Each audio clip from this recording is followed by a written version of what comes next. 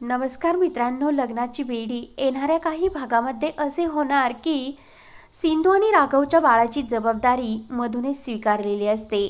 तिला वाटत असते की या बाळाच्या निमित्ताने तरी राघव तिच्याजवळ येईल आणि राघव आणि तिच्यामध्ये पुन्हा प्रेम संबंध निर्माण होईल याची मधूला आशा असते। मात्र सिंधू ही खूप हुशार असते। राघव आणि सिंधूचे खूप प्रेम असते, एकमेकांशिवाय त्यांना काहीच सुचत नसते। आता केव्हा आई बाबा होईल असे सिंधू आणि राघवला वाटत असते। तेव्हा सिंधू ही मधूचे सर्व प्लॅन ओळखून राघवला मधूपासून दूर ठेवण्याचा प्रयत्न करत असते आणि ती स्वतः मधूची सर्व खाण्यापिण्याची सर्व टाइम टेबल ती व्यवस्थित पार पाडत असते आणि मधूची चांगल्या प्रकारे काळजी सुद्धा घेत असते। मात्र मधूला हे काही देखवत नसते। तिला वाटत असते की तिची काळजी राघवने घ्यावी, पण सिंधू काही राघवला मधूजवळ येऊन देत नसते। सिंधूने मधूचे पूर्ण प्लॅन हे हाणून पाडलेले असते। तेव्हा आता शेवट काय करावे, मधूचा खूप जळफळाट होत असतो, कारण मी इतके प्रयत्न केले आणि यांचे बाळ माझ्या गर्भात सुद्धा घेतले, पण राघव काय माझ्याजवळ येण्यासाठी तयार नाही आणि ही सिंधू मात्र राघवला सोडत नाही असं मधूला वाटत असते। तेव्हा मधू ही मुद्दाम हलगर्जीपणा करत असते आणि सिंधू म्हणत असते की तुम्ही बाळाच्या जीवाला धोका निर्माण होईल असे काही वागू नका, कारण एकतर माझे मन नसताना तुम्ही ही प्रेग्नन्सी टेस्ट तुमच्या गर्भामध्ये घेतली, कारण माझे मनच नव्हते की तुम्हाला ही माझ्या बाळाची आई तुम्ही व्हा म्हणून। तर आता इथून पुढे तुम्ही चांगली काळजी घ्या असं ती चांगलेच मधूला शिकवण्याचा प्रयत्न करत असते। तेव्हा मात्र मधू मुद्दाम सिंधूला म्हणून जाते की तू जितकी या बाळाची आई आहे तितकी सुद्धा मीच या बाळाची आई आहे। तेव्हा सिंधूला मधूचे सर्व प्लॅन समजलेले असतात। तेव्हा सिंधूला मधूवर संशय आलेला असतो की एकदा 9 महिने पूर्ण झाले आणि हे बाळ या जगात जर आले तर मधुताईंचा विचार जर बदलला तर काय करायचे। म्हणून सिंधूने एक प्लॅन केलेला असतो की कोऱ्या कागदावर तुम्ही तुमच्या सह्या द्या, कारण 9 महिने पूर्ण झाल्यानंतर तुम्ही हे बाळ माझ्या स्वाधीन करता असे या कागदावर तुम्ही लिहून द्या आणि त्यावर तुमची सही करा। तर मधूला त्याचा खूप मोठा राग आलेला असतो, कारण मधू म्हणते की मी माझ्या जीवाचा सुद्धा विचार केला नाही आणि सिंधू राघव तुम्हाला इतकी मदत केली तरी सुद्धा तुमचा माझ्यावर संशय का आहे। तेव्हा मधू ही कुणालाही न सांगता घरातून निघून जाते। तर दुसऱ्या दिवशी सकाळी सिंधू ही मधूसाठी नाश्ता घेऊन आलेली असते, मात्र मधू ही तिच्या रूममध्ये नसते। तेव्हा सिंधू रेश्माला म्हणते की मधुताई कुठे आहे, त्यांना जरा पाहता का।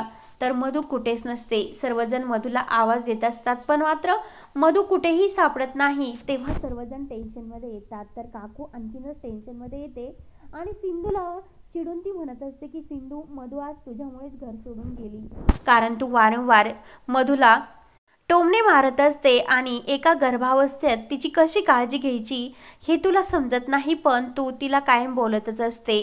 तर आता तूच मधूला घरी घेऊन येऊ शकते। तर सिंधू म्हणते की काकू, मी मुद्दाम मधुताईंवर चिडत नाही, कारण त्या माझ्या बाळाच्या बाबतीत जी काही हलगर्जीपणा करतात ते मला आवडत नाही, कारण बाळाची काळजी घेणे हे किती गरजेचे आहे हे डॉक्टरांनी काय सांगितले आहे, त्यामुळे मी मधुताईंना बोलत असते।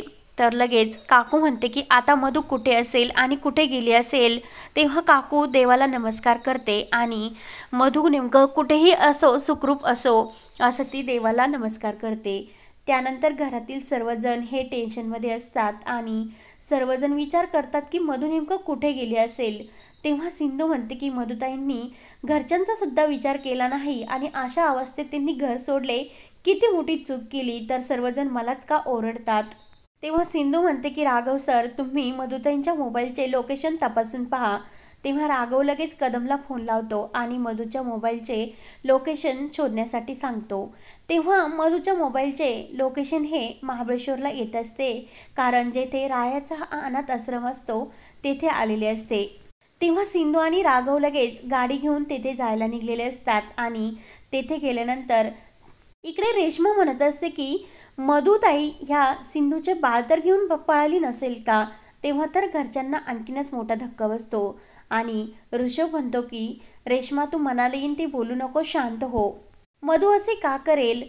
त्यानंतर इकडे राघव आणि सिंधू हे मधूला शोधत त्या अनाथाश्रमात येतात। तेव्हा त्यातील जे काही मॅडम असतात त्यांना विचारतात की मधू येथे आलीस का। तेव्हा राघव आणि सिंधूला पाहून त्या मॅडमला आनंद होतो आणि रायाबद्दल जे काही त्यांना समजलेले असते तर त्या म्हणतात की आम्हाला रायाबद्दल सर्व काही समजले, आम्हाला खरंच खूप वाईट वाटले, मुलांना सुद्धा खूप मोठा धक्का बसलो आणि आमचा विश्वासच बसत नाही की राया या जगामध्ये नाही. मधू येथे आली होती, पण मी त्यांना जेवण्याचा आग्रह केला, पण त्या काहीच त्यांनी घेतले नाही आणि न सांगताच त्या पहाडावर निघून गेल्या. त्यांनी फक्त रायाचा फोटो घेतला. तर इकडे राघव आणि सिंधू लगेच तिकडे जायला निघतात. तर सिंधू म्हणते की राघव सर, आपण इथे ॲनिव्हर्सरीसाठी आलो होतो. तेव्हा राघव म्हणतो की हो. तेव्हा मधू एका खूप उंच डोंगरावर तिथे गेलेली असते आणि रायाचा फोटो घेऊन ती रडत असते. तेव्हा मधू एका पहाडावर असते आणि राघवला आणि सिंधूला मधू दिसते. तर त्यांना वाटत असते की मधू जीव देण्याचा प्रयत्न करते.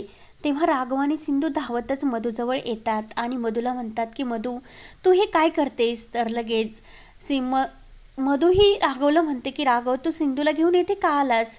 तुला माहिती नाही का मधू, सिंधूमुळेच मी हे घर सोडून आले, कारण त्या घरात असताना ती मला कायम टोमणे देत असते. तर लगेच सिंधू म्हणते की मधुताई, तुमच्या पोटामध्ये माझे बाळ आहे आणि त्या बाळावर माझा हक्क आहे, त्यामुळे तुम्ही अशी कोणतीही वाईट हरकत करू शकणार नाही. तर लगेच राघव म्हणतो की मधू, तू येथे कशाला आली होती? तर लगेच मधू म्हणते की मी असे तुझे बाळ माझ्या पोटात घेऊन असं वाईट कृत्य कोणतंही करणार नाही आणि तुला वाटलं की मी ते जीव देण्यासाठी आले असेल, पण नाही, कारण तुमच्यापेक्षा आता या बाळाची काळजी मला जास्त आहे. तेव्हा सिंधू म्हणते की तुम्हाला जर बाळाची इतकीच काळजी असती तर तुम्ही हे घर सोडून आलाच नसतात आणि इकडे इतक्या लांब तुम्ही कशासाठी आलात? राघव म्हणतो की मधू, तू इतक्या लांब का आलीस? तू तुझ्या आईच्या घरी का गेलीस नाही? तर लगेच मधू म्हणते की मला रायाची त्या घरात असताना खूप आठवण येते आणि आता सध्या घरामध्ये जे काही वातावरण चालू आहे ते मी आईला सांगून तिला आणखीन टेन्शन देऊ नाही शकत, म्हणून मी येते स्वतः रायाच्या आठवणीने निघून आले. आणि मला रायाने या टेकडीबद्दल सांगितले होते आणि मला असे वाटले की मी जर रायाच्या त्या अनाथाश्रमामध्ये गेले तर रायांच्या जीवाला आणखीनच बरे वाटेल आणि ते जिथे कुठे असतील तर त्यांना थोडंसं शांततासुद्धा मिळेल. त्यामुळे मी ते सर्व सोडून येथे आले आणि मला सुद्धा रायाची खूप आठवण येत होती. तेव्हा राघव म्हणत असतो की मधू, सर्व काही सोडून दे आणि या बाळाच्या जीवासाठी तरी तू घरी चल. सिंधू म्हणत असते की जोपर्यंत माझे बाळ तुमच्या पोटात आहे तोपर्यंत मी तुमची काळजी घेणार आणि त्या बाळासाठी आणि घरातील माणसासाठी तरी घरी चला. तेव्हा सिंधू आणि राघव मधूला घेऊन घरी येतात. तर लगेच मधू ही बाहेरच असतात. सर्वजण विचारू लागतात की सिंधू आणि राघव मधू का आली नाही? तेवढ्यात मधू येते आणि मधूला बघून सर्वांना मात्र खूप आनंद होतो. सर्वजण म्हणतात की मधू, तू घर सोडून का गेली? तेव्हा मधू म्हणते की या घरात जी काही शांतता आहे ती मला मिळत नव्हती आणि मला असे वाटत होते की या घरात इतके माणसं असून सुद्धा मी खरंच खूप एकटी पडलेली आहे, म्हणून माझ्या मनाला शांती मिळण्यासाठी मी राह्याच्या आठवणीत परत निघून गेले होते महाबळेश्वरला. तेव्हा मधू म्हणते की आता यापुढे सिंधूचे जरी हे बाळ असले तर सिंधू माझी काळजी घेणार नाही, राघव माझी काळजी घेईल.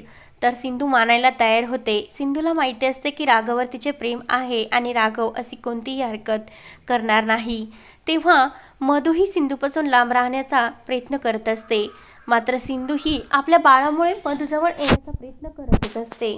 त्यानंतर इकडे राघव आणखीनच सिंधूला खुश करण्याचा प्रयत्न करत असतो, कारण त्याला वाटत असते की सिंधू नाराज झाली असेल की मी मधूची ही काळजी घेतो, पण सिंधूला बाळाच्यामुळे काही वाटत नसते.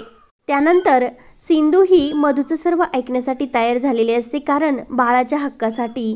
तेव्हा राघवसुद्धा मधूची काळजी घेत असतो, मात्र सिंधू लक्ष देत नसते, कारण तिला राघव आणि तिचे बाळ या जगामध्ये सुखरूप आणायचे असते. त्यानंतर राघव, मधू आणि सिंधू हे डॉक्टरांकडे जातात. तर डॉक्टर सांगतात की आता जी काही प्रेग्नन्सी आहे तिला कोणताही धोका नाही, म्हणजे ती आता सध्या सुटेबल आहे. तेव्हा सर्वांना खूप आनंद होतो. तेव्हा आता मधूची जी काही 7 महिने पूर्ण झाल्यानंतर डोहाळ्याच्या कार्यक्रमाची तयारी असते. तेव्हा राघवसुद्धा सिंधूची डोहाळ्याच्या कार्यक्रमाची कशी तयारी करतो ते पाहण्यासाठी आपल्या चॅनलला नक्की सबस्क्राईब करा. धन्यवाद.